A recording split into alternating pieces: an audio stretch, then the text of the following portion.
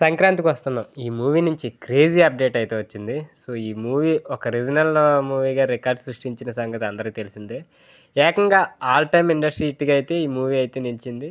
ఇక ముందు ఓటీటీ కన్నా టీవీలోనే అయితే వచ్చేస్తుంది. సో, దేంట్లో స్ట్రీమింగ్ అవుతుందో, ఎప్పుడు అవుతుందో ఈరోజు వీడియోలో అయితే తెలుసుకునే ముందు కొత్తవారు చూసినట్లయితే మన ఛానల్ తప్పకుండా సబ్స్క్రైబ్ అయితే చేసుకోండి. సో, ఇక టాపిక్‌లోకి వెళ్ళిపోదాం. సంక్రాంతికి రిలీజ్ అయిన సినిమా దాదాపు 300 కోట్లకు పైగా గ్రాస్ వసూలుతో సత్తా చాటింది. అయితే సినిమా రిలీజ్ అయ్యి నెల రోజులు అవుతున్నా ఇప్పటికీ చాలా థియేటర్స్‌లో మంచి ఆక్యుపెన్సీతో అయితే ఈ మూవీ రన్ అవ్వడంతో విశేషమనే చెప్పొచ్చు. సో, అందుకే ఓటీటీలో ఈ మూవీని ఇంకా రిలీజ్ చేయలేదు. కానీ నెల రోజులు పూర్తయ్యాక ఖచ్చితంగా ఓటీటీలోకి వస్తుందని ఆడియన్స్ ఎక్స్‌పెక్ట్ చేశారు. కానీ వారందరికీ ఒక సర్ప్రైజ్ ఇవ్వబోతుంది జీ5 అయితే.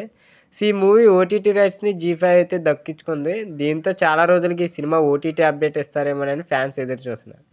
కానీ తాజాగా సోషల్ మీడియాలో జీ తెలుగు పోస్ట్ పెట్టింది. మళ్ళీ సంక్రాంతి వైబ్స్‌ని ఆస్వాదించడానికి రెడీగా ఉండండి అంటూ ఫస్ట్ టీవీలో వస్తున్నాం అనే హ్యాష్‌ట్యాగ్‌తో అయితే ఇచ్చింది. సో, దీంతో ఓటీటీ కన్నా ముందే టీవీలో సంక్రాంతికి వస్తున్న మూవీ సందడి చేయనుందని అయితే చెప్తున్నారు. కానీ ఇప్పుడు టీవీలో ప్రసారం చేస్తామన్నది చెప్పలేదు. ఇక ఎప్పుడనేది త్వరలో అంటూ పోస్ట్ చేసింది. అయితే ముందు అనుకున్న ఒప్పందం ప్రకారం ఫిబ్రవరి 2వ వారంలో ఈ మూవీ ఓటీటీలో స్ట్రీమింగ్ కావాలట. కానీ ఈ సినిమాని థియేటర్‌లో చూసేందుకు ప్రేక్షకులు క్యూ కట్టడంతో ఈ ఓటీటీ విడుదల ఇంకొంచెం ఆలస్యంగా చేస్తారని అయితే టాక్. అందుకే మొదట టెలివిజన్ ప్రీమియర్‌గా అయితే రానుందట. ఆ తర్వాత అయితే వస్తది. అయితే ఓటీటీ కన్నా టీవీలో ముందే ప్రసారం చేయడం వెనక పెద్ద ప్లానే ఉంది.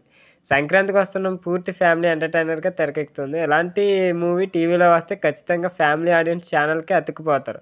అందుకే ఓటీటీ కన్నా ముందే టీవీలో ప్రసారం చేస్తే టీఆర్పీ రేటింగ్ దద్దరిల్లిపోతాయి. అందుకే ఈ జీ తెలుగు ఇలా చేస్తున్నట్లయితే తెలుస్తుంది. ఇక ఈ సినిమా విషయానికి వస్తే ఇందులో యాక్టర్ వెంకటేష్, ఐశ్వర్య రాజేష్, మీనాక్షి చౌదరి అయితే యాక్ట్ చేశారు. దిల్ రాజు అయితే దీన్ని ఇక ప్రొడక్షన్ వాల్యూస్‌తో అయితే దీన్ని తెరకెక్కించారు. సో, ఇక భీమ్ సిసిలరీ అయితే మ్యూజిక్ అందించారు. ఈ గోదావరి గట్టు మీద అయితే ఈ సాంగ్ అయితే బాగా ఫేమస్ అయింది. సినిమాకే హైలైట్‌గా నిలిచింది. సో, ఇది ఈరోజు అప్డేట్.